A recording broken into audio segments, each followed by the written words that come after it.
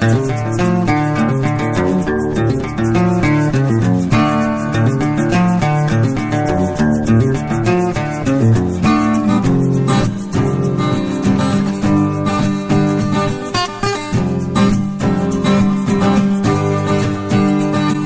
to another episode of Reseller Evolution.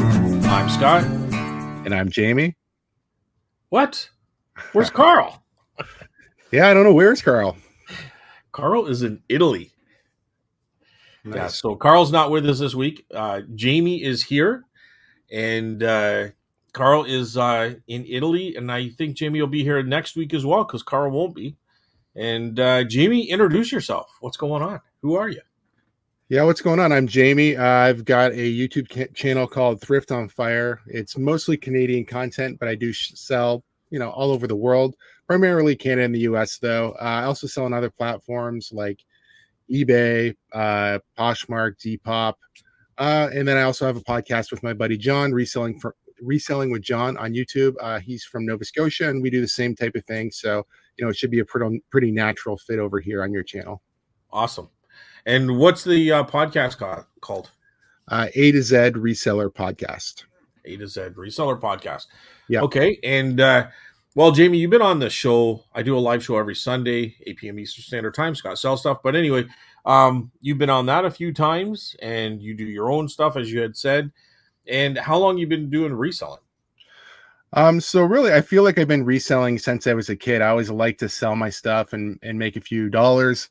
I've been full-time reselling for the last year. I quit a 20-year job to decide to do this full-time. I was in a factory for a really long time, and I desperately needed a change. But even before, I didn't just quit my job and jump in. I've been doing it for 3 years part-time, but my part-time reselling was full-time hours. After the first year, I really dedicated myself and, banked some money and put myself in a good position where I had the opportunity to go full-time. And, that is what I wound up doing. Well, primarily eBay, I would say. Is that how you kind of primarily start? Okay. Yeah, I did start on eBay, and basically because I think when I was looking just for like a side income or hustle type thing, when you search online, that's what a lot of people were doing, right? eBay, and it was the easiest thing to learn. The biggest problem, which is what got me into wanting to do YouTube, there's not a lot of Canadian content out there. There's a lot of American, and there's a lot of things here in Canada that happen, especially with shipping, that's so much different than the US. Even fees can be different. Like we pay fees even on the shipping, and I don't think they do that in the States. Oh, okay. I didn't know they didn't pay fees, so we definitely pay fees on the shipping. I know that. Yeah. Okay, well, that's going to kind of segue into this topic of this week, which is how eBay has changed the world, which would include our lives. You know what I mean? But before we get into that, I want to read a couple comments, and this is what we usually do. When Carl's here, I'm just going to read a couple comments on the YouTube, and then I'll swing over to the podcast. We'll go through these very quickly. If you any points that you want to add to this, Jamie, feel free. If you want to interrupt me at any time, please do so. But Randy, who you might remember, Randy, he's also over on our in the weekly live show. Randy, Nova Scotia Kelt 5218 is his YouTube handle. Hi guys, Carl, take a big piece of luggage and a crowbar if you visit a Roman site. Probably have a few things and throw it in the bag. Nobody will notice. Oh, Randy, now I know, eh? So I guess you could sell some of that stuff, right? Like maybe chip off the penis on one of those statues and sell that. Is that what Randy's referring to? I don't know. But or fig leaf. I guess they're fig leaves now, right? Fig leaves. Yep. So leave the penis alone, Carl, and just go after the fig leaf. But and nobody will notice, according to Randy. I don't know. I'm not going to advise it, Carl, because then we might have to have Jamie do this a lot more because you'll be in jail in Italy. But anyway, pile of postcards, plans, 50s and 60s. Oh, I do have a pile of postcards with planes. See, I need my glasses. My glasses, if I don't wear them, I'm in trouble here. So I'm laughing so hard at his first comment, I misread the second comment. I do have a pile of postcards with planes from the 50s and 60s. Well, do you know much about postcards? Do you deal with postcards? I know you do a lot of clothing, and Yeah. sometimes clothing guys might not hit all the things, but I really don't know. Do you do postcards? I don't, but I wouldn't be afraid if I found a box of them at a yard sale to pick them up and just go through them. I'm never afraid to learn, but I don't currently do postcards. No. Okay. So I've done a few postcards. I actually have some nude postcards, and I might be getting some more. So those will be good. Those are from the 1910s, 1920s.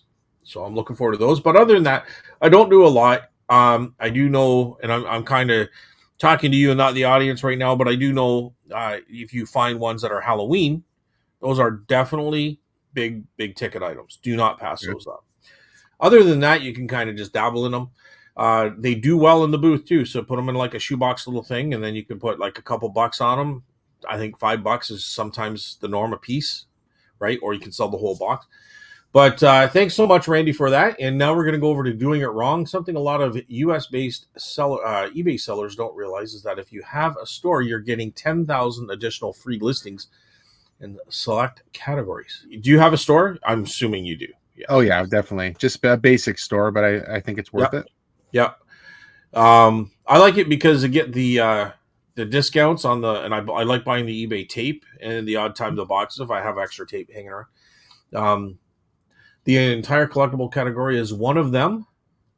Every single postcard or old folder falls into collectibles, so you can keep a full store of collectible ephemera, and it won't affect the rest of your store for listing limits. Oh, interesting. Every single postcard rolled full. So a lot of guys, because postcards are so simple, you can put them usually through some guys will have this some sort of scanning thing, and they'll just scan front and back very quickly, and then they list them. And so that's interesting. Doing it wrong, something a lot of US based sellers don't realize. Huh. Okay. Well, I mean I know to that only because I watch a lot of YouTubers that are resellers, and you know they always talk about the benefits of having that store. So I think that's a great point and something people should really look into. But I think it doesn't make sense unless you're over 200 listings. That's when it starts making sense, right? I Like think before that, it doesn't. So there's that kind of little tidbit in there. But obviously, if you're selling over 200 items, it's definitely good. And now we're going to just quickly do the Spotify. Tina Mac. Tina Mac. So I'm not sure if Tina Mac, I don't know if she has a YouTube handle that she comes in our Sunday shows or she's just on her Spotify. I really like the item focused episodes. Okay, well, because we did cameras and postcards and photos and different things like that. Always learning new info. So happy yard sales have started. I'm out in Winchester, about an hour from Ottawa. So she's out in Carl's direction. okay. Yeah. Ah, okay. And happy yard sales have started. Well, you know what? You're going to have to teach Carl how to do yard sales because Carl doesn't know how to do yard sales. Yeah. I I think hear he's not a fan. what's that? I hear he's not a fan. He's not a fan of yard sales. That's because Tina Mac's, scooping up all the good stuff before he gets there. I mean, Tina, like honestly, what time do you get up in the morning to go yard selling? That's the key in my mind because Carl doesn't like getting up early. Sometimes they okay. So ML is all I'm getting here. Capital M, capital L. Guys, great show as usual. And that was what show was that? That was our okay. And so that was podcast number 13, running an antique booth. So appreciate that comment. And Jamie is now doing an antique booth too. Do you want to talk about that for a few minutes, sir, Jamie? Yeah, sure. First of all, I love that this podcast is on Spotify because I just usually download the episode, and I travel quite a bit for sourcing and for shipping. I'm about an hour drive for the way that I ship, but I love listening to podcasts. So it's cool to be on Spotify. You just download it and don't have to worry about it. But yeah, as far as the antique booth, it is something that I'm learning. I'm trying to cram as much stuff in as I possibly can. I would say my booth mostly is smalls and collectibles, and that's the stuff that's selling. I really need to learn actual antiques better. That'll obviously help me get some bigger dollar sales. Yeah, but I mean, that's something that I haven't really paid a lot of attention to in the last the last 3 or 4 years when I go hit yard sales, I'm usually was looking for video games, vintage jackets, band t-shirts, things like that, shoes, because those are the types of things I sell on a regular basis. But now with the opportunity to sell antiques in an antique booth, it's something that I really need to pay more attention to. Yeah, and you'll learn very quickly. You'll be surprised how much you learn. Just don't give up on it right away.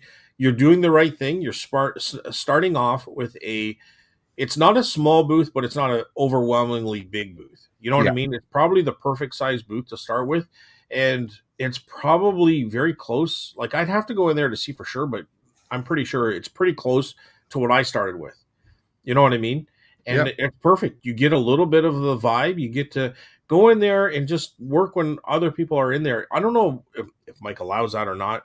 I'm sure you're allowed to go in and set up, but even if and I talked to you this briefly before, but even if you go in there, volunteer a few hours. You know what I mean? Try to hit the peak times and just go in there on a Saturday. Hey, Mike, I'm here for a couple of days or a couple hours, 3 hours, whatever. Just say, you know what I mean? Just I want to learn, and if you got anything for me to do or help a guest or customer or whatever, then do that. You know what I mean? Just say I'm just trying to learn what people are doing.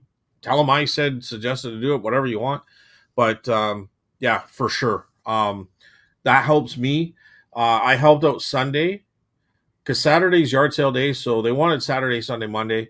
I said I would help out Sunday and possibly Monday, but they ended up having another vendor come in on the Monday, and you just learn. You open up, cages like locked cabinets for people, and you talk to them, and you find out what they're looking for, and Yep. and you see things that you don't notice in the cabinet before, and prices. You know what I mean? It just learns so much. It's a different animal for sure than online, right? Just because Yeah. pricing's different, but okay, so you might not get $50, you might get 35 or 40, but you don't have to package it, you don't have to take photos, you just put a price tag on it, take it to the booth, drop it off. Yeah, I really like that aspect of it for sure. That it's, and obviously it doesn't have to live there forever. I'm in the mindset, and I don't know if it's the right one or not, and you could probably speak to this more than I could. I've been moving stuff in and out on a regular basis. I really haven't. Certain things that are not that big, I'll leave there, but I'll take stuff out, bring it home. Just because I do sell online, I have the opportunity to cycle new things in there on a regular basis. Like once a month, I've been trying to do like a big overhaul. Yeah, it depends. Like there's two reasons to do the overhaul. If it just hasn't sold, but it's still a good item, I wouldn't necessarily be looking to move that out. But if it's something like, why did I put that in the booth? And I do this all the time. Why is that here? I've been staring at this for 6 months and I don't Yeah. even like it. You know what I mean? Because it came in an auction box lot, and I just, I'm going to try to make a couple bucks, and then all of a sudden it sits there, and I don't even like this here. Like it looks stupid. Like so you'll do that. I'm becoming a little bit more because I have so much stuff here, and I'm not hurting for inventory. Because I think when you first start off, you got to fill that booth, and you're just kind of picking everything that's cheap. You know what I mean? But now I'm starting to be like, I got lots of inventory. I'm not stressed about that. If I don't pick for 6 months, I'm probably still going to have everything enough here to go for 6 months. So I'm kind of looking for a little bit more quality, and not necessarily, for the most part, I'm not necessarily just picking for the sake of picking. You know what I mean? Yep. However, every now and then, if you hit a thrift store, you'll see something. Oh, I can get $15 for that, and they're asking two. You know what I mean? Or $12.95 for a little bank. I'll grab that still. But anyway, I'm kind of digressing. But for the most part, what I like is I do definitely take things out, but I think I have to give it a little bit more than a month, unless I don't like it, unless I just don't want it in there. You know what I Yeah, mean? I do. I think like this past month, it was more about opportunity. Like I had a bunch of brand new tags, youth NHL jerseys, and then I had a whole bunch of vintage jerseys in there as well. And I really thought with the end of the hockey and now we're in the playoffs that they'd be popular and people would be excited about having them locally. They just didn't have any interest there. But when I brought them home, I've sold almost all of them not all of them, but I'd say probably 70% of what I brought home sold Yeah. pretty quickly online. So I was just like, you know what? I'm gonna miss the window of people excited about the playoffs. They're not moving here, so I took them out and I just wound up throwing a bunch of vintage band shirts and stuff in there and some stuff, I don't know, maybe even some pop culture type clothing, because I do have some clothing in my antique booth, which is something that nobody else in that place does. Right. I'm kind of starting to see why. It's like I have sold a few things, but they're not like hot sellers like they would be online. When I did jerseys too, I was out west somewhere, kind of a community yard sale out by London, and we were just driving down the country road, and there was a beautiful property out in the country. But we get in there, and this person had closed a. This is a few years ago now. This is probably 3 years ago. Closed a, and maybe they closed due to the pandemic effect, but it looked like they had a sporting good clothing shop, right? So I started picking out a few jerseys, and I put them in the booth, and they were crickets. You know what I mean? Um, like nobody was buying them, and I was shocked, right? So I ended up taking them to an auction, a local auction, and just auctioning them off on an online auction, and pretty much got my money back. Probably scored a little bit more. I know I kept a couple jerseys, like a Philadelphia Flyer. I kept a Buffalo Sabres. There was a Quebec Nordiques in there, and they all had the fighter strap Yep. on the back. So those did sell. I'd put one or two in the booth, and over time they sold. You know, they just hang up. The Nordiques one actually sold pretty quickly, but they were new with tags. You know, and I probably got $50 for them. That's it, right? So, but just because Waterford, where I am, people aren't buying jerseys, that doesn't mean they won't buy them in Delhi. You know what I mean? So it's not up to me. Like, I didn't feel like I should say, here's what I experienced, because you might do very well in a different market. Dude, honestly, there's things that could not sell upstairs, but I take them downstairs and they sell. You know what I Yeah. mean? It is Yeah. it's insane. Um, anyway, so I didn't do have any luck with the jerseys either. Um, but selling them online, there you go, right? I was concerned because I wasn't good enough to know like a true authentic or a fake and all this kind of stuff, right? Like they look real, they have the price tags on them, it would all seem fine. Yeah.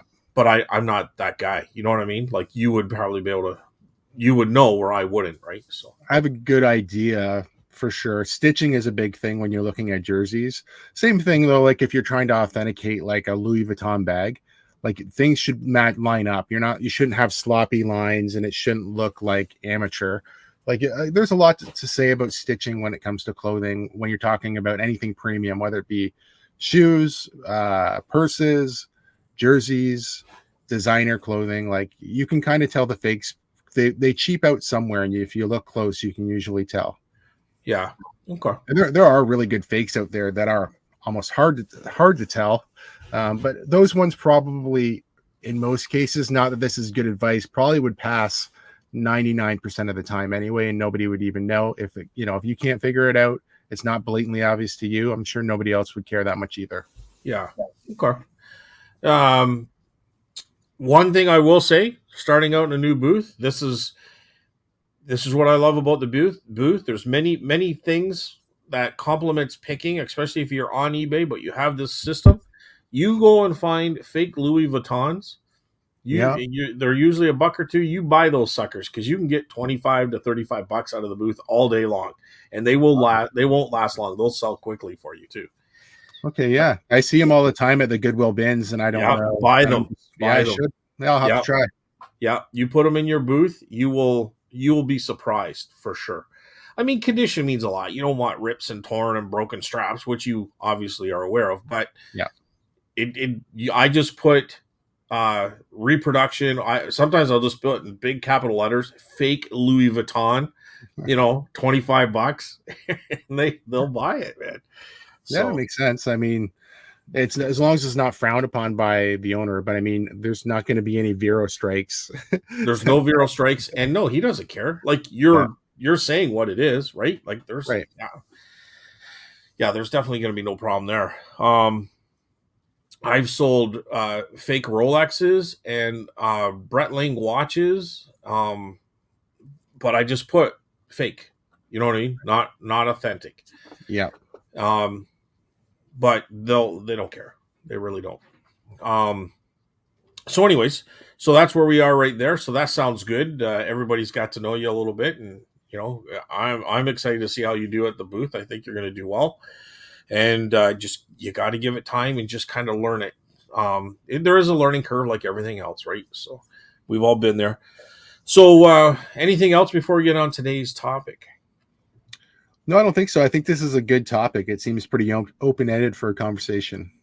Yeah, yeah, and we look for people's comments as well. So, every Friday we upload this on Spotify and on YouTube, Reseller Evolution, and leave a comment on either place, and we'll read it the following week. So this week's topic is going to be how eBay has changed the world, and really, it's kind of basically how it's changed our world, but it really has done a big number on, I think, in all seriousness, the entire world. You know what I mean? It has affected a lot of people in different ways. I'm interested to see what or hear what you have to say about that and your experiences. Um, and I'll have a few things I want to mention as well.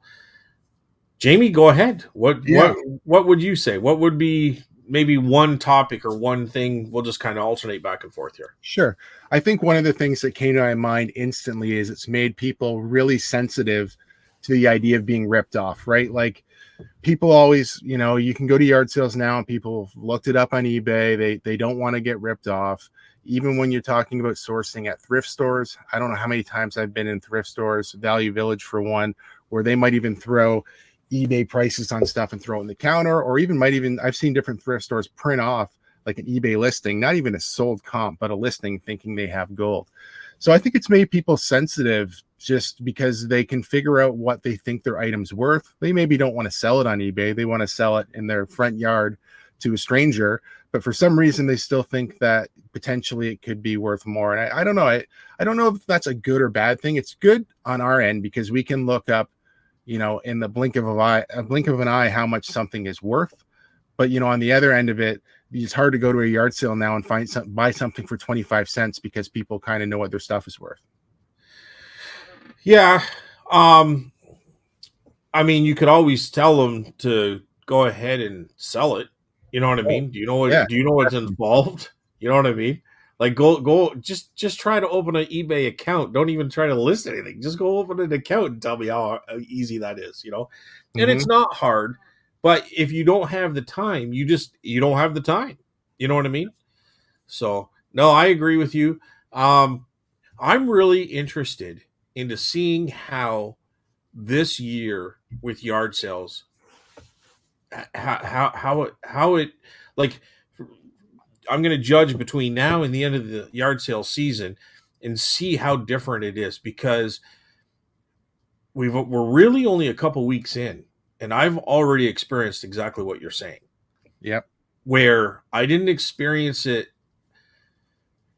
I like 90% of the people this year so far are in that category. And in previous times, you might have two or three comments like that in a day. You know what I mean? Or like a Saturday. But I'm going to yard sales and I'm seeing people reselling what they're trying to sell on eBay. They're trying to sell it in the yard sale too. You know what I mean? So Mm-hmm. you're just an eBay reseller. Like that's fine, but this is a yard sale and you're trying to get those eBay prices because you're not selling it online. You just wasted my time. I don't want to be here. You know what I mean? Yeah. And I have one more extra layer of a problem when I go out because I'm going out with a GoPro strapped on my book bag, and instantly people's eyebrows are raised like, what's up with the GoPro? I've had people comment like, um, oh, are you a like a bicycle guy or something? Like, what's up with the camera? And I'll usually just say like, oh, I'm filming for content for my YouTube channel. And usually it ends right there. I've had like 2 times in the past 3 or 4 years where someone's asked me not to record, and I just respectfully either will turn the camera off or take the camera off and put it in my bag and say, yeah, that's not a problem. I really just would prefer to be able to shop at your yard sale. and that's fine. But yeah, so you don't have that extra layer because I don't think you film at yard sales very often, if at all. I don't think you do it all, do you? No. I don't, and I don't because I don't want it to interfere with the negotiation. Yep. Um, I usually like to pick a lot. Like if the yard sale's good, I'm going for everything that I think can sell and at a good price. So I just don't want it to affect that. I don't want somebody to act like, a little bit more aggressive or intimidated. I just don't want it to affect it. I just want everybody comfortable. I don't know if it'll affect it. I have no clue. I've never done it, but I don't want it to affect me either. Like subconsciously, I'm thinking everybody's going to hear this. I can't say this and I got to say that. You know what I mean? Yeah. I just don't want it to interfere with that. Yeah, I think that's fair. I mean, a lot of times I'm fairly upfront because it's usually obvious what I'm doing, that I'm selling it online. So, sometimes that's worked in my benefit too, where somebody's wanted to try to sell me maybe more than I was even wanting at a better price. So it's not always a bad thing, but I'm sure you're not screaming from the rooftops that you're selling their stuff online either, right? Right. Right. Right. Um, so I think one point that I would bring about is eBay setting prices. Like everybody goes to eBay for the price. You know what I mean? Like Yep. if I want to know the price of something, what I should sell it for, I don't go to Amazon. I go to eBay. eBay sets the price. You know what I mean? Now I know Adam from Shipping Vintage, he would say that he does a lot of sales on Etsy, and Etsy you tend to get a little bit higher value than what you do on eBay, different type of buyer. Um, so, but I still think for the most part, if we want to learn a value of something or we're going to comp something, the big comp word, we go to eBay. You know what I mean? So eBay seems to be setting that price. And I think it's kind of back to what you were saying earlier too, is that when people comp things, they don't always get the sold price or sometimes going for the asking price. You know what I mean? So Yeah, that seems to be the normal. I agree with you too. Like even if I'm thinking about an item being more Poshmark than eBay, I go to eBay first to comp regardless. Even if I go to Poshmark later and it's suggesting that I list it higher, I might list it higher, but I definitely will look at eBay first because it's going to be a true sold comp of something similar that sold recently. and what if there was a glitch in eBay's system one day and everything jumped up like 30% in value? It's Like possible. does that mean everything in the world, like everything that is resold, would all of a sudden be worth 30% more? Like that would be eBay inflation instead of like Trudeau inflation. It would just be eBay inflation, right? You Yeah. know what I'm saying though? Mhm. Like I guarantee you everything would jump skyrocket. Like if that kind of, and I'm not saying it's going to happen, but I'm just saying, just say we woke up one day and all of a sudden prices were 30% more overnight. We just woke up 30%, everything's 30% higher.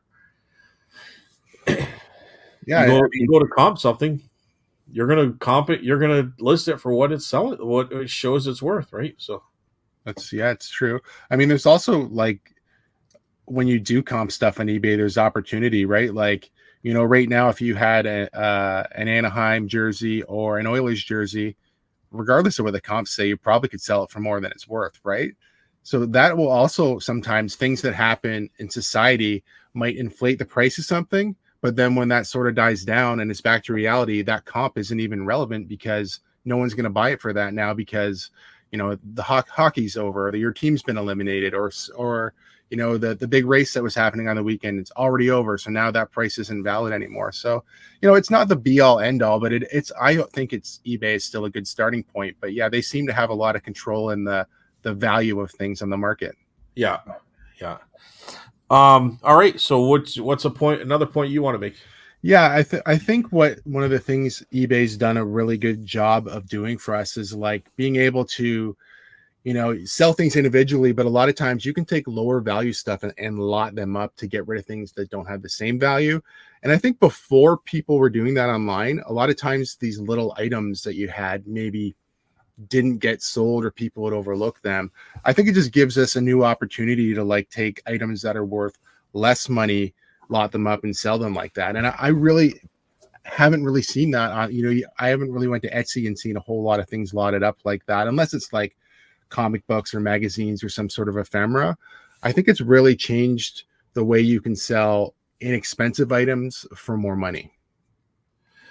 Yeah, I totally agree, and I'm gonna expand a little bit on this one. So maybe this will be my second one as well. But it also allows for parts and repair. Yes. So a lot of items in the past might have gotten thrown out when we know now, like for a radio, maybe the turning knob, maybe the glass, maybe there's automobiles. You know what I mean? There's a lot of things now that have value strictly because of parts. You know what I mean? Especially on higher end items where someone doesn't want to discard it, but they might have something that's broken, needs to be repaired. They can go right to eBay, grab that item, have it shipped to them in a couple of days, and now their item that wasn't working but is still like valuable working now works for relatively inexpensive, right? So Yep. parts and repair, which is huge, and I love parts and repair, right? And sometimes it saves us as resellers because we'll buy something that doesn't work, but we can go ahead and sell it for parts and repair. So Yeah, I just had that this morning. Packed up a double deck cassette player, so just a tape deck that I bought to sell, and it had, I think it definitely needed new belts. The belts were messed up on it, and I sold it just parts only. I didn't fix it. I definitely still made a profit, not the profit I would have liked to make, but yeah, being able to sell for parts and repair definitely can save face on a buy where you're buying untested items. yeah, and so bulk items for sure, and the parts and repair. It almost kind of coincides with each other, but they move right along in there. So I'll use that as my second one. All So right. do you have another thing that would how eBay changed the world? Yeah, I think for me, this one is probably the most important. It gave an opportunity for a guy like me and a guy like you to break free from the trends of what normal is, having a 9 to 5 job, or in my case, a factory job where it's doing rotating shifts. And it was driving me crazy, really putting a damper on my quality of life. And it gives you an opportunity to be your own boss. They give you all the tools you need, right? They have a platform with millions and millions of customers for you. They're telling you how much your items are worth if you want to comp them and do the research. They're offering shipping discounts if you don't have some sort of third party company to get you a cheaper shipping rate. So they really give you a big opportunity to really be your own boss and make part-time money, full-time money, maybe save money up to go on a vacation. Whatever you want to do with your money from eBay is your business, but it gives you a huge opportunity. Yeah, and I think you have to be in a certain position in life in order for that to happen. Like like my son has to be independent and working, and in my mind, like this is what happened for me, or like Steph and I are in a good position, like you're not carrying a lot of debt type thing. Like you really have to be careful because it's a big scary step, right? Yep. But if you're in a position that you can do that, don't I don't know. In my mind, and somebody said this to me, and I won't say who it is, but I know who it is. And they said during the show, don't worry, there's lots of jobs out there, and you don't even have to work a full-time job. You can work 2 days a week doing something, still have a bit of an income, and the other 3 days you could do your eBay. You know what I mean? So there's other ways to kind of work through this. I mean, I'm not giving advice. You know what I mean? Don't take my advice. I'm just saying this is what was brought to my attention, and that person's right. Like, so yeah, so I'm not giving anybody advice on that at all, but that is something that brought to my attention. And when I look at guys that I worked with, and you worked with, I'm sure too, but you're in a factory, steel toe boots, you're working these crazy hours, you're with the crazy people at the factories more than you're with your own family, and and I have so many friends at the factory. I say that sarcastically. Some of them might be listening, but they know that I'm just being sarcastic. I'll call them all crazy to their face, anyways. But you know what I mean? Like it's like you're just there all the time, and you just wonder why do we put ourselves through this. Yep. Just make sure you're in a good position to make it work for you, or if you're not in that position, get to that position and then do it. But I am not telling anybody to do this, like, if you know what I mean. So Yeah. Yeah. I wouldn't suggest anybody jump in to full-time reselling either. I think, like, I basically spent 2 years paying off all of my debt. And then it didn't take 2 years, but like at the point where my debt was paid, I was just putting that money away. So I had a big buffer of money in case something went wrong. Now, that being said, something came up with my wife in our personal life, and she had an opportunity to buy a business. So this money that I squirreled away to be safe, I instantly had to push all in on something else, because that's, you just don't know what's going to happen in life, right? yep. And it depends on the person. I'm sure a lot of people who had an opportunity like we were offered a spa that she worked at, and we've talked about on your channel. We went all in and purchased that, and I was basically, 4 or 5 months just by myself, as employed by myself. So it was a little bit scary, but everything's worked out totally fine. But that being said, like, you wouldn't have that opportunity if I just quit my job, because I wouldn't have had money saved up. And then, you wouldn't have any opportunity to actually purchase anything like that, because you would be day-to-day living. Like, you definitely need to put yourself in a good situation before you would ever consider full-time reselling. But it is a great opportunity to pay off debt, save money for whatever you would like to do in life. It doesn't have to be full-time for anybody. It could be a part-time thing that just improves your life. One thing which isn't as deep as what your topic was, but one thing I think it's also done is it's kind of changed how people used to sell. Like, people used to sell, they didn't sell online. They would sell at an auction, or they would sell at an antique store, or they would sell in a like a flea market, or um maybe they had out of their home, and they'd have certain collectors know that they're good pickers, and they would come and buy from them directly.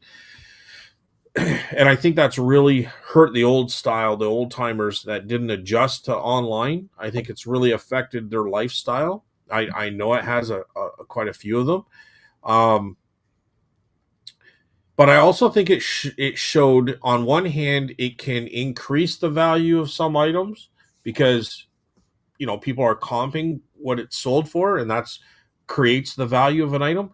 But I think in a lot of times too, it decreased the values, because there's a lot more available and a lot more out there. So if something was rare in your area, but people couldn't go online to find it somewhere else, they're kind of forced to pay what that person's selling it for, because they're not going to see it anywhere else. You know what I mean? Or it's going to be harder to find that. But now you can just go online, you can punch it in, and boom, there's going to be like 20 that show up on eBay. You know what I mean? So Yeah. I think it's really changed that dynamic of things too. Things are more at your fingertips, and they're more available, because we see a lot more of them now. You know what I mean? So Yeah, for sure. I mean, you can sometimes take advantage of those type of situations too, right? Like, things that are exclusive in your area, like for instance, in Canada, Tim Hortons was doing all the collaboration stuff, right? They did the collaboration stuff with Justin Bieber. You could go to your regular Tim Hortons, buy a T-shirt, buy a mug, whatever, just in the store, throw it online, and somebody in California will pay you 10 times what it's worth. So you're right. I think where you live sometimes, and I know you're talking about things that are maybe more like agriculture to the area, but it's not just necessarily that. It's just things that might be yep, relevant in your area that people all around the world would have access to because of the internet. yeah, no, 100%. Um, there's something that I'm looking for that probably valued around $100. It's a gold Bud Light beer can. Have you ever seen one of those? Yeah, yeah, I've seen one on the weekend. It was Oh, out you of my saw it. it was How out of much my was price it? range. It was out of my price range. It was 50 cents. I couldn't do it. Couldn't pull the trigger. Couldn't pull the silver bullet. No way, that's the wrong brand. Wow. Yeah, yeah, that was interesting. That was one of those things where it was a beer case giveaway, right? It was a golden can of Budweiser. I bought it from somebody here in Ontario that had brought beer back from the US. He had said, um, I couldn't redeem this because I don't know if the promotion was over or that he was from Canada. It wasn't allowed for him to redeem it. And I just thought it was funny that there was this 50-cent beer at the yard sale. I didn't really think about value. And then when I went home to edit my video, I realized it was rare because anybody who would have got these in the States would have sent them in to claim their prize. So there wouldn't be that many of these cans around, honestly. And it winds up that the last one that was available sold for about $100 on eBay, empty. So yeah, kind of missed that one a little bit. So that's a great reason for people to go check out your channel too. What video? That was just a recent video too, right? So what's the title of that video? Or something like 50-cent beer found at yard sale, something like that. Okay. Yeah. So go check out Jamie's Thrift on Fire. That's a YouTube channel, and you'll see exactly what we're talking about, because that's incredible. I remember I went to an auction and I bought for $10. So what they do is they go on choice. So you do a certain amount and you bid until you're the last bidder, and then you get to pick bottles out of a collection of bottles on choice, and you pay, I don't know, $20 per bottle that you pick out, and then it keeps going down. Then it gets to a point where nobody really is concerned about choice, so they auction them all off as a huge lot. I remember I got a lot of bottles. It's probably, I don't know, 20 bottles.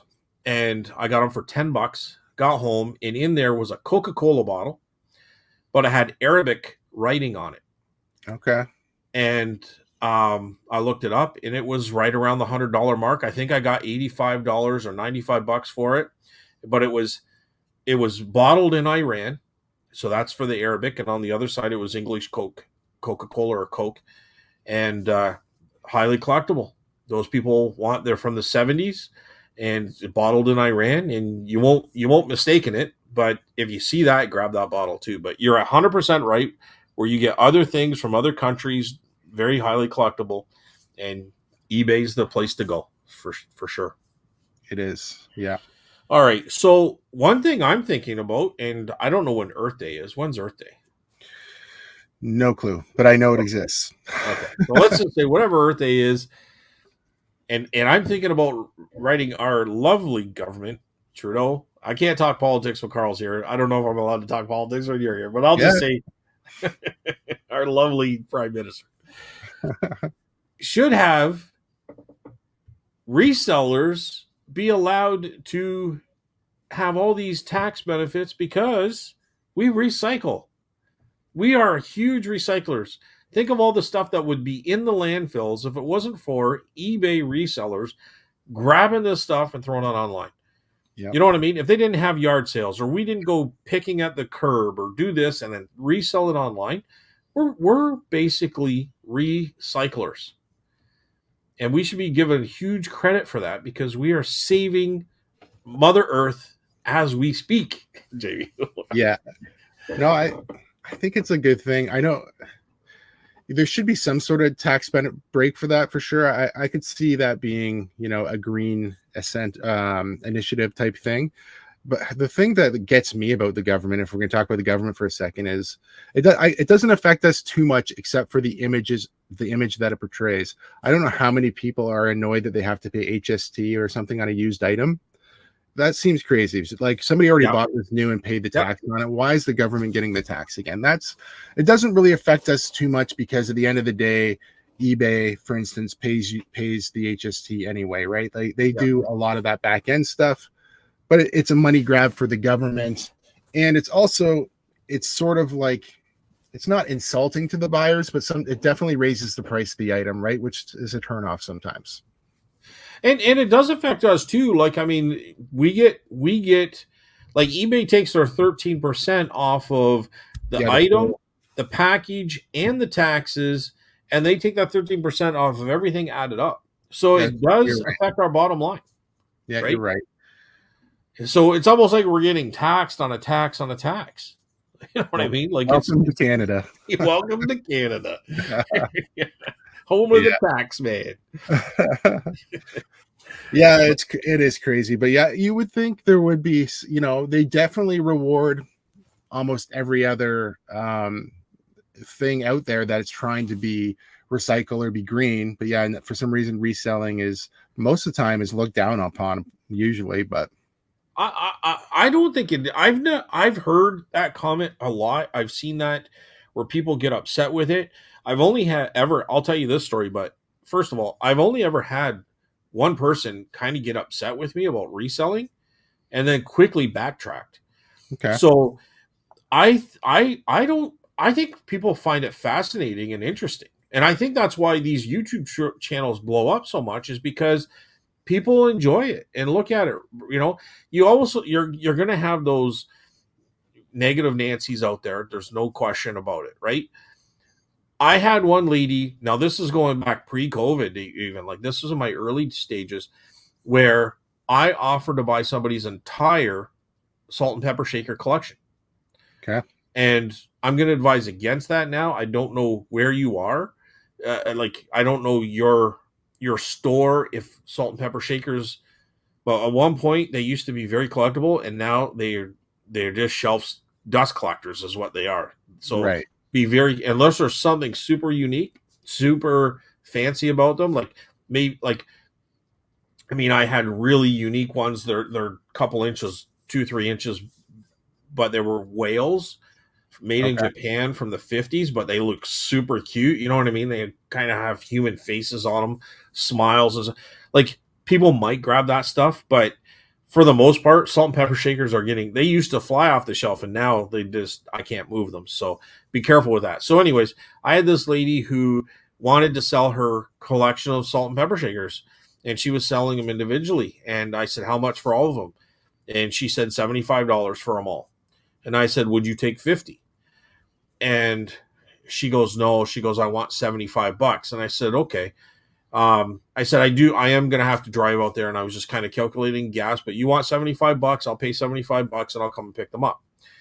So I get this on Facebook Marketplace. She texts me or she messages me probably about 20 minutes, half an hour later. I'm not selling to you. You're just going to sell my stuff for make a profit. She goes, I'm not selling to you. And I okay, said, okay, but just keep in mind that, and I researched her profile and her husband was a truck driver and all this kind of stuff. So I said, just keep in mind, I was willing to pay the price that you asked. End of story. I said, why don't you talk to your husband about it and find out if he thinks I was trying to pull a fast one? Because I'm sure he's level headed enough to understand that I wasn't. And I left it at that. So she no response. 2 weeks later, she goes, "If you still want the salt and pepper shakers, I have them. You can come and pick them up." I said, "No, I'm not interested anymore." Right? Because she's not going to sell those salt and pepper shakers. She had hundreds of them, and she's not going to sell them. I was coming in to buy them all, and I'm like, "No, I'm not going to do that." You know, now you're desperate. You $10. No, I didn't say $10, but you know what I'm saying, right? yeah, Like for now sure. you're out of control. Like you deal with it. You want to be like that. But honestly, that was the only time. Um, I think there's a lot of people out there, and I'm gonna tread on this word lightly or this industry lightly. But I think there's a lot of antique resellers that know the value of stuff that other people don't, and people get upset about that. And I'm going to say very firmly, confidently, but at the same time, I understand their point a bit. But then you go educate yourself. You put years of time into it and learn it. You know what I mean? Hmm. So, have I offered more than what the person was asking? 100%. I've done that a lot. Do I feel I need to? No. You know what I mean? And have I always done that? No. Yeah, no, I get it. Like there's some value in the time and knowledge that you put into things, right? For sure. And that's I know when you were talking about the old time guys, a lot of those guys don't like eBay, right? Like it's not that they don't like eBay. I don't think they like the fact that you can comp something so fast that they had to, spend 20 or 30 years figuring Hot, out. great twist on that. I don't want to interrupt you. I just want to say that's great because that's how eBay changed the world. And I was kind of ranting on something, but you're exactly right to that point. Yeah, pulling it back into eBay. But yeah, um, That seems to be the biggest thing, that my takeaway from some of the guys that have been doing it a really long time is that it's like you'd almost don't deserve it because it's at your fingertips. Like I had to put in all that time, and that's true. But like most things change over time, and if you don't adapt with what's new, maybe the knowledge you have from 20 years ago isn't exactly accurate in today's market, because things do change over time. But that's what I find a lot of times with the older guys that are into it. They're sort of like almost annoyed that there's so many new people wanting to resell. Yeah, but if they really stopped and thought about it, especially in the old stuff, there's not that many people that have the patience and knowledge to learn it. Yeah, well, we definitely have a lot of good things going for us. We have a rich agriculture history here, right? So there's lots of antiques and collectibles around.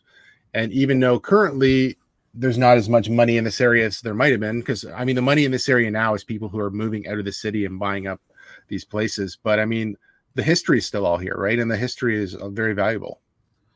And for the most part, people don't really care to get full value at yard sales. They really just want to get rid of stuff so far. You know what I mean? Like I think if you lived in a big city, maybe it's a little different. Maybe those people are having a bit of a tough time. But for the most part, and I'm going to find out this year, but I think most people just want to get rid of stuff. You know what I mean? And Yep, they understand the term yard sale is just a way to get rid of stuff. So it is. And I think that's the right mindset when you're having a yard sale. And it goes back to, like, I think what I said in the beginning. I think a lot of people are afraid to get scammed, or not scammed, but like get ripped off, I guess is the right word, just because, they do believe that this item does have value on eBay, but it might not have the same value in their front yard. I'm gonna backtrack a couple of days here, but I was at a thrift store in Tilsonburg. I was at Goodwill because I dropped whenever I drop stuff off at the Dream Auctions, I end up going to Goodwill because it's right on the way back home. So I went in there and I could hear two people talking, and they were talking about how bad their yard sale was and how it wasn't worth it. They didn't make much money. And I guarantee you it's because they had eBay prices. You know what I mean? Yeah. They were either selling just complete garbage or they were asking too higher prices. Because in yard sales, you can make a fortune if you like I shouldn't say a fortune, but I've never had less than a $700 day and I'm just letting things go for a couple of bucks. You know what I mean? People want to just buy something. So if you got a couple of bucks on things, it doesn't take long. You only have to sell, I don't know, a few items. You know what I mean? Like it doesn't take long for it to add up. But I'm thinking, I don't know, I think the one lady said she sold like $40 worth or something and it wasn't really worth her time. And I'm like, well, what are you selling or what are you really asking for all this stuff, right? Like she's probably Yeah. on eBay because she's probably in there in the thrift store picking. That's why she's at the thrift store, So that's what I'm thinking. Yeah, and at the end of the day, the goal is really just to get rid of stuff, right? And it's funny that people have the mindset that they're willing to donate their yard sale for free to a thrift store, to Right. some place like that at the end of the day, but they're not willing to make a good deal in their front yard just to get rid of it. Yeah. Yeah, it'll be interesting to see how this summer develops. But anyway, there's a few points of how eBay changed the world. Anything else you want to add to that? Yeah. Yeah, I think we covered a lot there. The only thing I could really think about is how eBay changed other selling platforms. So Amazon's excelled past eBay, but I think eBay is still probably number two, but there's so many people trying to be eBay, right? Nobody's really out there trying to sell brand new stuff like Amazon is, but there's a lot of people out there trying to be the next eBay. You see a lot of them shut down, but eBay's been around for, I don't know. When do you know exactly what your eBay started? I'm thinking the 90s, right? Like it was around probably 98, 99. That sounds right. I'm sure we can fact check it and throw it down in the or in the description or something. But yeah, I mean, they've held strong, right? Like I think they're now tradable on the market. They're a big company, and I think they're still here to stay. And there's a lot of people trying to do what they do, but it's hard to do what you've been doing well for so many years. Yeah, no, I would agree 100%. They're just well known, and I trust them as a seller, and I would trust them as a buyer. You know what I mean? I think they're doing the right thing. And a lot of people can complain about that, but I think at the end of the day, whether we like their decision or not, I think at the end of the day, we have to probably, like, I think I would agree on a lot of things that I understand their position, and over in the long run, they're probably doing the right move. You know what I mean? Like, even though it might not be in my favor, I can kind of see why they do what they do. Yeah, for The sure. only thing that scares me, and I haven't had this at all, but like if they were to close down an account without any notice or something like that, like I think they gotta, like, that would scare me. But if they contact me, Scott, what you're doing here is absolutely wrong. It's got to stop, or we're gonna stop it. You know what I mean? Yep. But like to wake up one day and just have the account closed, that's kind of my worst nightmare. My So, fear. so if you go back on my channel a long, long way, I got this thing from eBay. It says it was like MC11 or something. I don't even remember what the code was, but that is what happened. They shut my account down, and I opened it one day, and I just seen the listings all disappear, banned or blocked. And what I had done is I had bought liquidation from this company, and I was listing all this brand new stuff, and they thought it was stolen. So it did say a permanent suspension, and I had to go through all these things, and it took a while to get my account back. But I had to provide receipts for everything I had, which was tricky because it was from a liquidation company. So I didn't have an itemized list of everything that sold, but I did have a company with a header and a receipt of what I bought. And it took a long time and a lot of communication, but I did get my original account back. So that can happen, unfortunately, but it's going to happen for, a reason of them protecting their own company, not just to shut you down for some weird reason. So would like, say you had that option again, and you're aware of it? Would you call eBay and say, "Listen, I've got this situation. I've got this pallet. There's a lot of this kind of stuff here. I just don't want it to affect my account.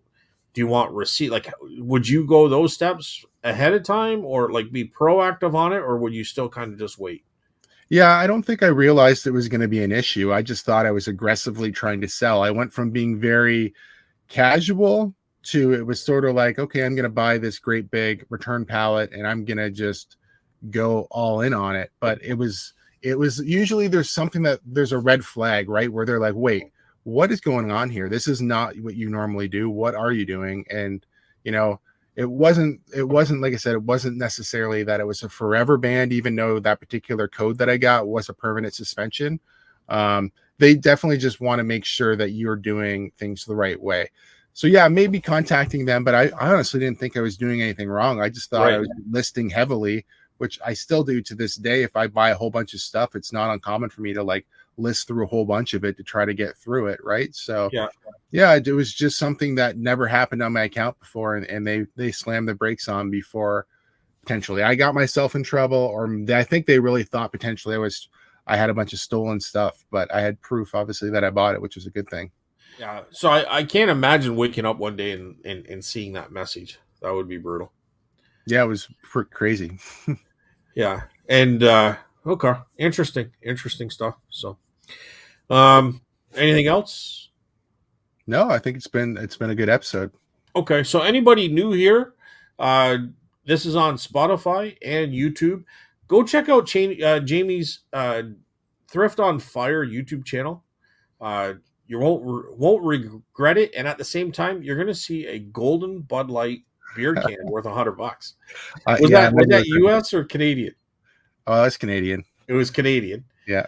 And do you think it's worth, like? Would you ask for more, or do you think that would be like, if Uh, you're the only one on there and the last one sold for 100? Would you go like 125, 130? I probably, if I could go back, I would probably crack the can, drink it as fast as I could, film this, and throw it on maybe oh, I don't know, maybe TikTok, and try to get TikTok famous. That might be fun. But yeah, I don't know. But yeah, as far as I don't know, I probably should have looked it up. I just wasn't thinking a beer can, a modern beer can like that would be worth anything. But yeah. Yeah. Well, Adam has bought brand new beer cans, but because they're a certain limited edition, he would drink the beer and then sell the empty cans in the case for what he paid for. So you got free beer. So I've done that with Crystal Head vodka. So bought the premium vodka in the Skull.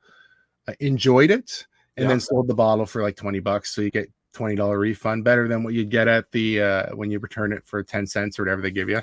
nice.